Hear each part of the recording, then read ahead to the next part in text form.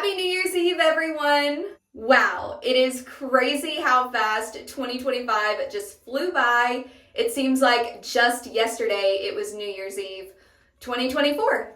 I have a very busy evening ahead. I've got 2 gigs back to back. The first one is at the Dallas Zoo, and the second one is at the Ritz-Carlton. I'm about to head to my friend Hannah's apartment to carpool because we're actually working both of these gigs together, which I'm really excited for.